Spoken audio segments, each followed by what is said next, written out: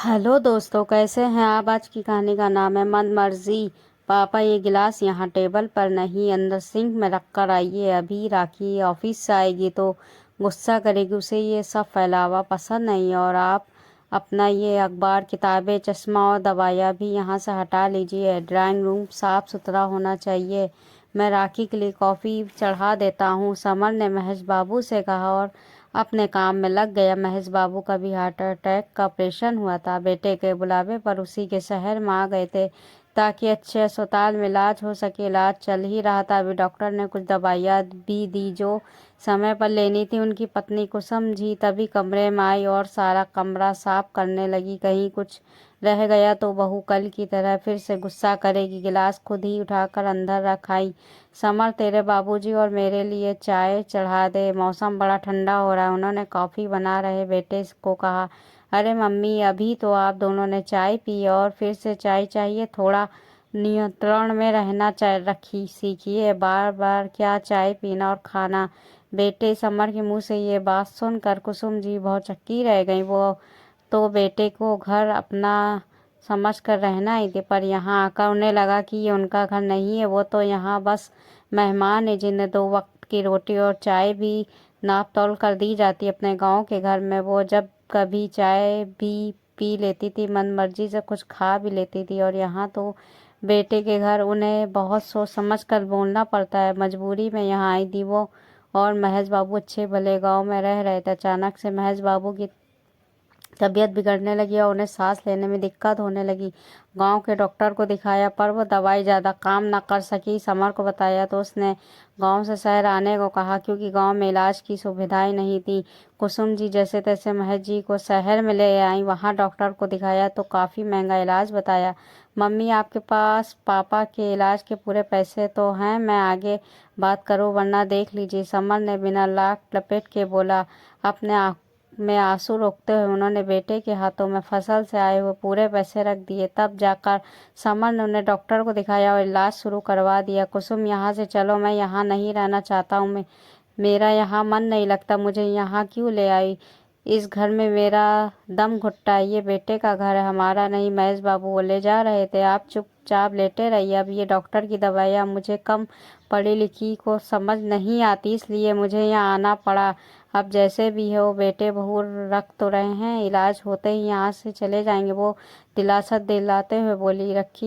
राखी अपने ऑफिस से आ चुकी थी। राखी बेहद ही नकचड़ी और गरम मिजाज लड़की थी जिसे ना अपने सास ससुर की परवाह और ना ही घर की परवाह। उसके आते ही समर ने उसे कॉफ़ी दी और अपने ऑफिस के काम में लग गई। कुसुम जी डायबिटीज़ के मरीज थे, उन्हें हर थोड़ी देर में भूख लगती थी। शाम हो चली थी और अभी तक रोटी बनाने वाली नहीं आई। उन्हें भूख लग रही थी। बहू की रसोई में सिर्फ रोटी बनाने वाली ही जा सकती थी। कुसुम जी को वहाँ कुछ भी करने की इजाज़त नहीं थी। कुसुम, मुझे पता है तुझे भूख लग रही है और आज रोटी बनाने वाली नहीं आई। चल अपने घर ही में चलते हैं, बेटे के घर में तो हमारी भूख प्यास और हमारी कोई कदर ही नहीं है। तभी समर कमरे में आता, राखी और मुझे एक पार्टी में जाना है तो सुबह की रोटी बनी रखी है, वो खा लेना। ले, मैंने अचार निकाल कर रख दिया, लेकिन तेरे बाबूजी तो हार्ट पेशेंट है, उनके लिए तो दलिया बनाना होगा। कुसुम जी की बात को अनसुनी करते हुए समर और राखी पार्टी के लिए चले गए। कुसुम जी ने कैसरोल में देखा 2 पतली पापड़ सी रोटी पड़ी थी। उन्हें तो इस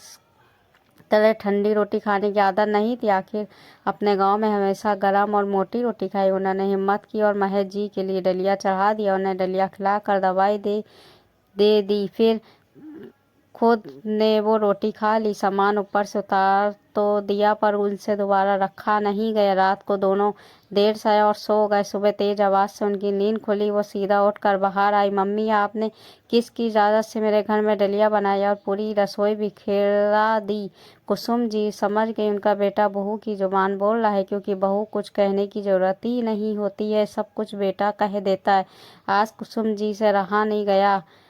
कुसुम जी बिफर गई। हो, पता है ये तेरा घर है और तेरे घर में तेरी ही चलती, ये बात अलग है। तेरा घर फ्लैट तेरे बाबूजी ने अपनी ज़मीन बेचकर तुझे दिलाया था। इस घर पर हमारा कोई हक नहीं। हमें तो इतना भी हक नहीं कि हम अपनी मर्जी से अपनी पसंद का कुछ बनाकर खा ले। तेरे घर में हमें दोबारा चाय नहीं पी सकते। ये बात और थी कि जब तू छोटा था तो हमने अपना पेट काट कर तुझे दोनों समय दूध पिलाया था, तेरे नखरे उठाए, तेरा पसंद का खाना बनाकर मैं तुझे खिलाने को तेरे पीछे दौड़ा करती थी। तेरी पसंद का खाना बनाकर मैं तेरे चेहरे पर खुशी देखना चाहती थी।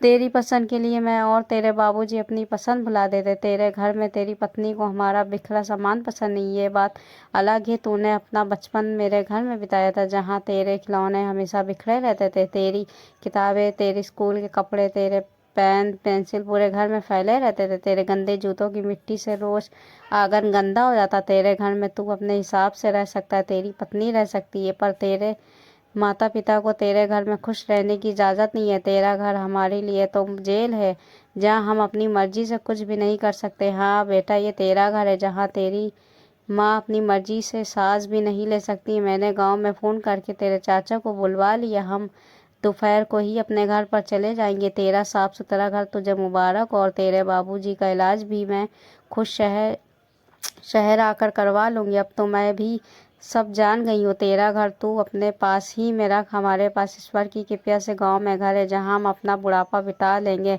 पर तेरे घर में कभी कदम नहीं रखेंगे। अपने बीमार पिता को तुझे ये कहते शर्म नहीं आई कि गिलास सिंक में रखना? अभी वो कमज़ोर और बीमार भी हैं। गिलास और सामान तू भी अंदर रख सकता था, पर तुझे तो अपनी पत्नी की सेवा से फुर्सत मिले तो हमारे लिए कुछ करेगा। समर को अपनी गलती का एहसास हो, तब तक के बहुत देर हो गई थी। कुसुम जी अपने पति महेश के साथ चली